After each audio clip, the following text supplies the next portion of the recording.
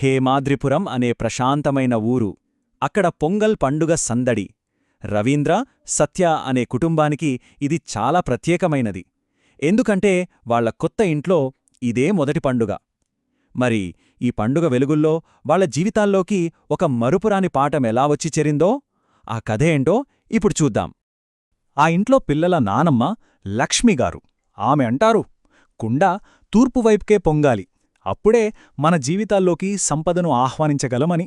చూడ్డానికి ఇదొక కిన్న మాటలా అనిపించినా ఈ పండుగ సంప్రదాయాల వెనుక ఎంత లోతైన అర్థం దాగుందో కదా. ఇది కేవలం ఒక ఆచారం కాదు, ఒక బలమైన నమ్మకం. అసలు పొంగల్ అనే పదానికి అర్థమేంటి? ఇది పొంగ అనే తమిళ పదం నుంచి వచ్చింది. అంటే పొంగి పొరలడం అని.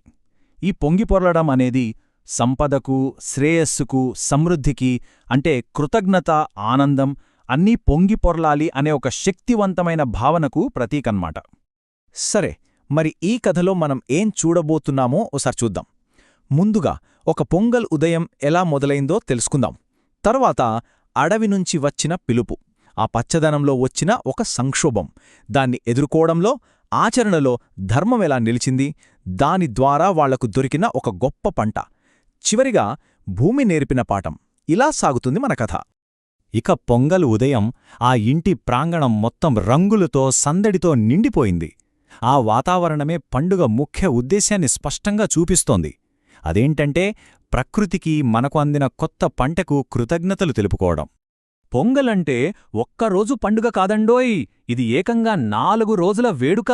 మొదటి రోజు భోగి, పాతవాటిని వదిలేసి కొత్తదనాన్ని ఆహ్వానించడం. రెండో రోజు థై పొంగల్, సూర్య భగవానుడికి కృతజ్ఞతలు చెప్పడం. మూడో రోజు మట్టు పొంగల్, మనతో పాటు కష్టపడే పశువులను గౌరవించడం.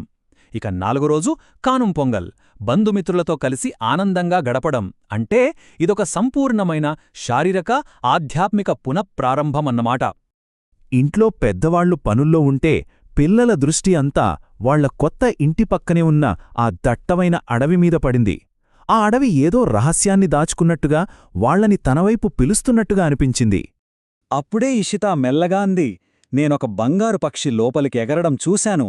బహుశా అది మన పొంగలికి మంచి శకునం కావచ్చు అని.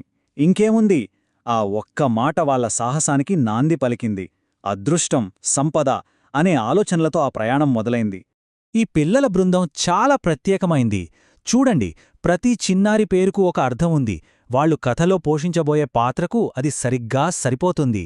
హేము అంటే బంగారం, సహజంగానే నాయకురాలు. అనంషి పార్వతీదేవిలా క్రియాశీలక శక్తి, అంటే యాక్షన్లోకి దిగుతుంది. స్నిగ్ధ పేరుకు తగ్గట్టే సున్నితంగా, సానుభూతితో ఉంటుంది. శ్రీమాన్య లక్ష్మీదేవి ఆభరణం లాంటివాడు, అన్వేషణ, బలం అతని సొంతం. ఇక ఇషిత ఈ సాహసానికి ప్రేరేపకురాలు. ఆఖరున అంశు కాంతికిరణంలా భవిష్యత్తుకు ఆశలా కనిపిస్తాడు. వారి పేర్లే వారి బలాలుగా ఎలా మారబోతున్నాయో చూడండి. సరే, ఆ బంగారు పక్షిని వెతుక్కుంటూ పిల్లలందరూ అడవిలోకి అడుగుపెట్టారు. వాళ్ల ఉత్సుకత వాళ్లని ఒక ఊహించని సవాలు వైపు నడిపిస్తోంది. అడవి లోపల ఎంత అందంగా ఉందో! తీగలేమో ఊయల్లా వేలాడుతున్నాయి. గాలి నిండా అడవి మల్లెల సువాసన భలే ఉంది. కాని కొంచెం ముందుకు వెళ్లగానే ఒక వాగు దగ్గర ఆగిపోయారు. అక్కడ సీన్ మొత్తం రివర్స్.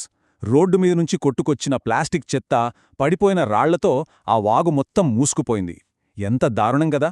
ఒకవైపు ప్రకృతి అద్భుతం, మరోవైపు మనిషి చేసిన విధ్వంసం. అక్కడే వాళ్లకు కనిపించింది బురదలో కూరుకుపోయి ఒక చిన్న దూడ. అది భయంతో, నీరసంగా కదలలేకుండా ఉంది. పాపం! ఆ దృశ్యం చూడగానే పిల్లలు భయపడలేదు, వెనుదిరగలేదు, బాధ్యతను ఎంచుకున్నారు. ఆ క్షణంలోనే వాళ్ల అసలైన పండుగ మొదలైంది అని చెప్పొచ్చు. వెంటనే హేము ఒక ప్లాన్ వేసింది. అంశు, స్నిగ్ధ మీరు దూడ దగ్గరే ఉండి దాన్ని శాంతపరచండి అని చెప్పింది. అనంషి, ఇషిత, శ్రీమాన్య వీళ్లు ముగ్గురూ కలిసి బరువైన రాళ్లను, చెత్తను తొలగించడం మొదలుపెట్టారు. హేము అందరూ జాగ్రత్తగా పనిచేసేలా చూసుకుంటూ వాళ్లను గైడ్ చేస్తోంది. చివరిగా అందరూ కలిసి గట్టిగా ఒక్క తోపు తోయగానే ఆ దూడ సురక్షితంగా గట్టి నేలమీదకొచ్చేసింది. చూడండి, టీంవర్క్ అంటే ఇదే. వాళ్లు చేసింది చిన్న పనే కావచ్చు, కానీ అది హిందూ ధర్మంలోని ఒక గొప్ప భావనతో ముడిపడి ఉంది. ధర్మం సర్వజీవుల సంక్షేమం కోసం ఉంది. కాబట్టి ఏది సర్వజీవుల సంక్షేమానికి తోడ్పడుతుందో అదే నిశ్చయంగా ధర్మం. వాళ్ల చర్య సర్వజీవుల పట్ల మన కర్తవ్యమేంటో గుర్తుచేసింది.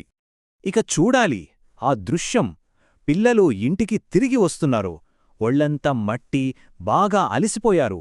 కాని వాళ్ల మొఖాల్లో మాత్రం ఒక విజేతల గర్వం. వాళ్లు కాపాడిన దూడను జాగ్రత్తగా ఇంటికి నడిపించుకుంటూ వస్తున్నారు. ఇది చూసిన నానమ్మ అన్నారు, మన కుండలో పాలు పొంగాయి, అది నిజమే. కాని మన పిల్లలు అంతకంటే ఎంతో గొప్ప పంటను ఇంటికి తెచ్చారు అని. ఈ మాటలతో సంపద అనే మాటకు కొత్త అర్థం వచ్చింది కదా. సంపద అంటే వస్తువులు కాదు, కరుణతో చేసే ఒక మంచి పని అని నిరూపించారు పిల్లలు.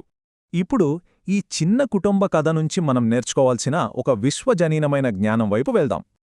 ఆ రోజు రాత్రి భోగి మంటల చుట్టూ కూర్చున్నప్పుడు నానమ్మ పిల్లలకు అసలైన పండుగ అర్థం చెప్పారు. నిజమైన పండుగ అంటే మనం తినే తిండి, వేసుకునే పట్టుబట్టలు మాత్రమే కాదు. అది ధర్మం గురించి, తమను తాము కాపాడుకోలేని వారిని రక్షించడమే మన కర్తవ్యమని. ఇదే ఈ కథలోని అసలు నీతి. ఈ నీతిని ఇంకాస్త పెద్ద స్థాయిలో చూస్తే మనకు వసుధైవ కుటుంబకం అనే మాట గుర్తుకొస్తుంది. అంటే ఈ ప్రపంచం మొత్తం ఒకే కుటుంబమని. నానమ్మ చెప్పిన పాఠం ఈ హిందూ పర్యావరణ ఆలోచన యొక్క మూలసూత్రాన్ని మనకు పరిచయం చేస్తుంది. పిల్లలు చేసిన పని ఈ హిందూ పర్యావరణ సూత్రాలతో ఎంత చక్కగా సరిపోల్తుందో చూడండి. ప్రకృతిని దైవత్వంలో భాగంగా చూడటం, అహింసను పాటించడం, అన్ని జీవులు భగవంతునిలో భాగమే అని గుర్తుంచుకోవడం, అవసరాలను తగ్గించుకోవడం, ప్రపంచాన్ని కాపాడే ప్రతి పనిని ఒక ఆరాధనగా భావించడం. పిల్లలు ఆ రోజు చేసింది కేవలం ఒక ఆట కాదు, అది ఒక ఆచరణాత్మక ఆరాధన.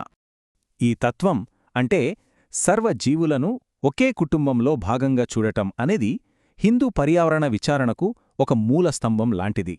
ఈ కథలోని ఇతివృత్తాలు అంత లోతైన తాత్విక పునాదులను కలిగి ఉన్నాయి. ఈ సంఘటన తర్వాత పిల్లలకు అర్థమైంది, అడవి అంటే భయపడాల్సిన ప్రదేశం కాదు, దాన్ని గౌరవించాలి, రక్షించాలి అని గ్రహించారు. వాళ్ల భయం స్థానంలో బాధ్యత అనేది వచ్చి చేరింది. ఈ ఆలోచింపజేసే ప్రశ్నతో ఈ కథను ముగిద్దాం. మన సేవను మనం ఆరాధనగా ఎలా మార్చుకోవచ్చు? మన చుట్టూ ఉన్న ప్రపంచాన్ని గౌరవించడానికి, రక్షించడానికి మన రోజువారీ చర్యలను మనం ఎలా మలుచుకోవచ్చు? ఒక్కసారి ఆలోచించండి.